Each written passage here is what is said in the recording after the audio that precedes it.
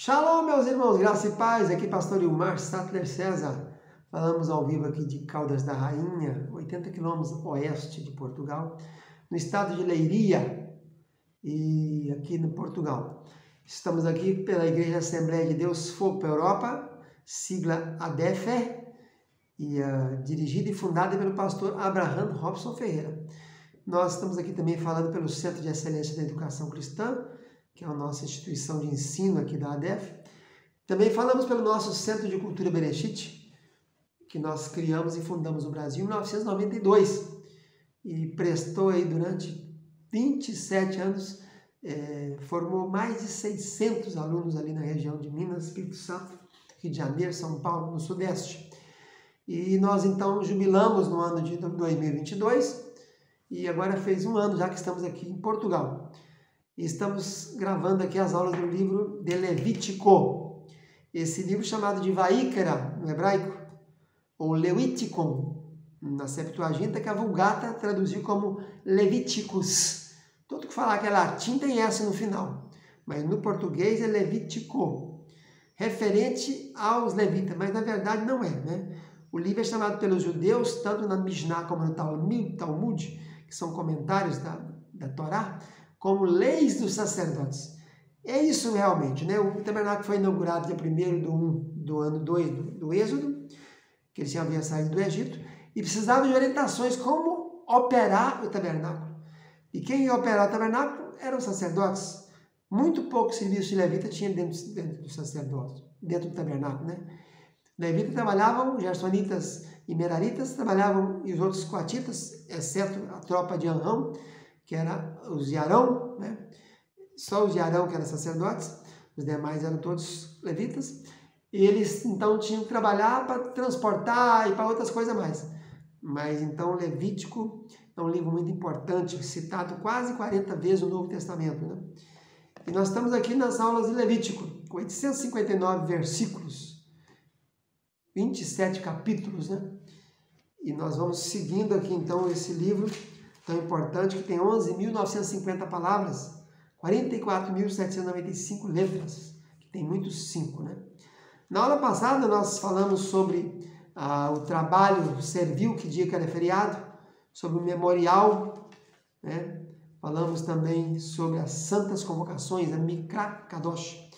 Hoje vamos falar mais alguns detalhes sobre aspersão 7 vezes, unção das orelhas e imundícias. Vamos ver isso aqui. Primeiro, aspersão 7 vezes. O que era aspergido 7 vezes? Ou quem era? O que e o quem, né? Primeira coisa que se aspergia 7 vezes é o sacrifício pelo pecado de ignorância do sacerdote. Se o sacerdote pecasse por ignorância, em Levítico 4, capítulo 4, versículo 6, ele tinha que sacrificar o animal e o sangue tinha que ser aspergido 7 vezes diante do véu. Lembrando que dentro da tenda do Santíssimo Lugar, havia um véu onde ficava a arca e depois tinha o reposteiro, que era a porta, né? Entre o santo e o santíssimo. Também tinha uma porta entre o átrio e o santo. E havia uma porta entre o arraial e o tabernáculo. Então tem uma porta que dá acesso ao altar de bronze, a porta que dá acesso ao candelabro, ao menorá e ao altar de ouro, e a porta que dá acesso ao Santíssimo Lugar. E lá dentro a arca está sobre um véu. Sob um véu. Então, a primeira vez que asperge 7 vezes é o sangue que é aspergido 7 vezes no dia que tinha o sacrifício pelo pecado do sacerdote. Levítico 4, 6. Se também fosse sacrifício pelo pecado de oculto ou de ignorância da congregação inteira, Levítico 4, 17, também tinha que aspergir o sangue 7 vezes lá dentro do véu. Claro que quem fazia isso era o sumo sacerdote, que é só ele que podia entrar lá e não sem sangue, né? Outra coisa, na consagração de Arão, Arão, né? A palavra não é Arão, é Arão. Levítico 8, 11, Moisés pegou o óleo da unção e aspergiu 7 vezes o altar, os utensílios e a bacia. Então aqui é o óleo da unção, aquele óleo especial separado, não era um óleo qualquer. Era um óleo composto de cálamo, de cássia, canela e tudo mais, né? Então foi aspergido 7 vezes sobre o altar, os utensílios e a bacia. O leproso, na santificação, na purificação do leproso, Também tinha que pegar o sangue e aspergir 7 vezes sobre o sujeito, no primeiro dia, depois no 7º dia de novo. E ainda depois pegava azeite e aspergia 7 vezes diante de Yahvé. Aqui é diante de Yahvé o azeite. No Levítico 14, 27, se o camarada fosse pobre, no 8º dia tinha que aspergir então azeite 7 vezes diante de Yahvé. Se houvesse lepra na casa, qualquer coisa assim, que não é lepra não vai dar em casa, né? Um tipo de doença desse que desse em casa, tinha que aspergir o sangue 7 vezes na casa. Levítico 14, 51.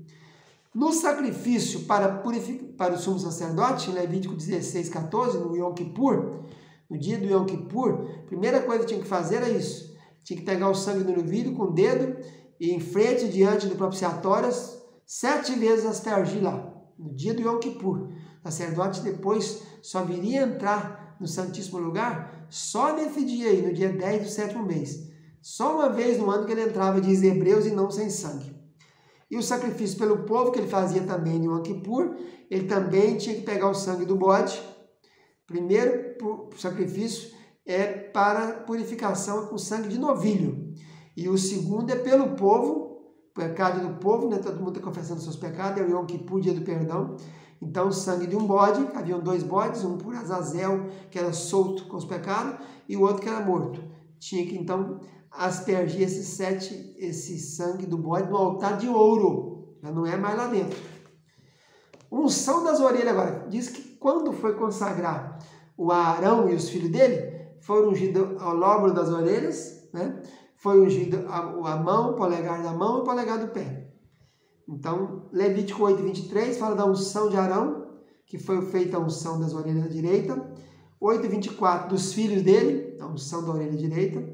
Levítico 14, 14 está falando do leproso já. O leproso também tinha que pegar o sangue e fazer isso. Passar o sangue dele na orelha direita também, depois azeite, no 8º dia, com 2 cordeiros. Se fosse pobre, era um cordeiro mais 10% de fina flor de farinha, mais azeite, mais 2 rolas, ou 2 pombinhos, no 8º dia. Isso em Levítico 14, 25, 27 e 28, fala então sobre quem? Então, 2 pessoas, 3, né?